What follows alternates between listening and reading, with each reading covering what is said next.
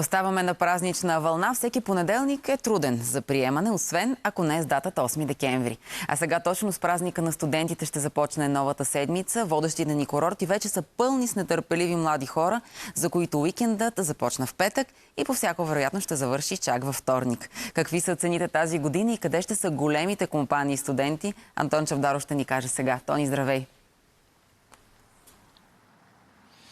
Здравейте! Изненади няма. Там, където се е празнувало, пак ще се празнува. Цената на купона тази година не е много по-различна от миналата и се очаква масите да са пълни, дискотеките също. Остава само да си пожелаем студентския празник да мине без происшествия, без проблеми. Нека видим репортажа.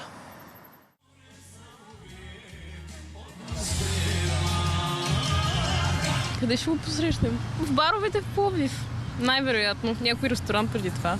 Все още го планираме, да. Все още го планираме и в последния момент е доста трудно да се измисли, понеже всичко вече е заето. Да.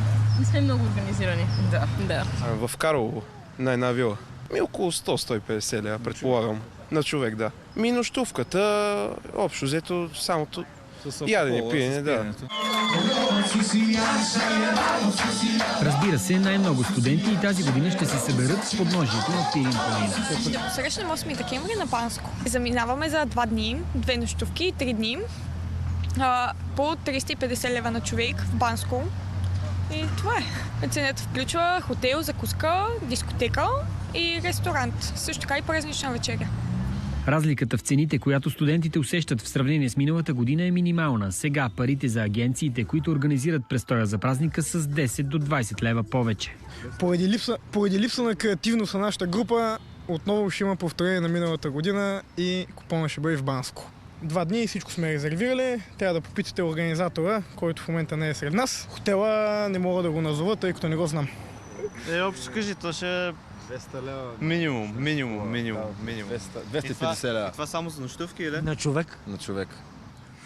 Абе, до 200 лева е нормално, може би ми струва, обаче... 200 лева. Ако сметнем, че е съвсем нормално на вечер за пиене, за храна, около 300 лева, 2 вечери, 500-600 лева. В Механите в Банско място вече трудно може да намерите. Навсякъде капацитетът е пълен до дупка.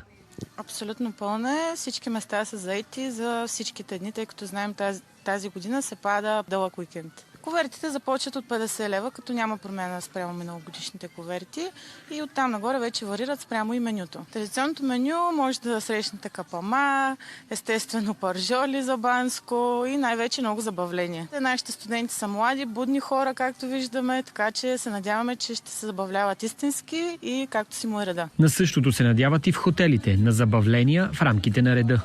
Честно да ви кажа, тъй като аз съм бил студент, последните ми години наблюденията са, че нещата са доста нормализирани в сравнение с 90-те години, така че призове просто да се забавляват. Разликата е не повече от 5% като увеличение на цената. За сметка на това сме подготвили доста изнали за целия зимен сезон, включая и тях.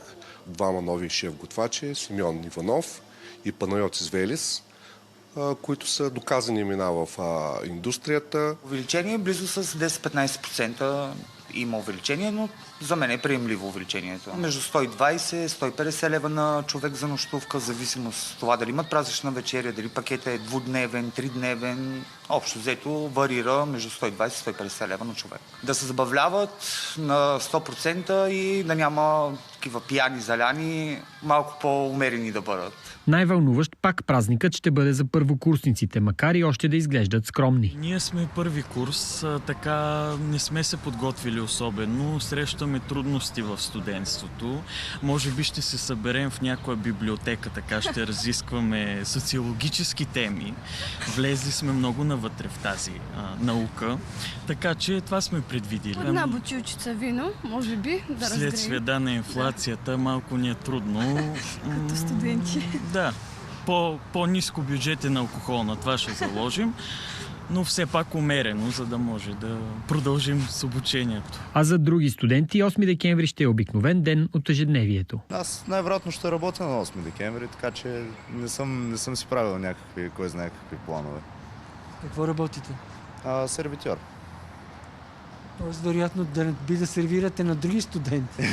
По-скоро така ще се протичат с обстоятелството. Оли, лоли, лоли. Оли, лоли, лоли. Засъбуди се Антон Чавдаров.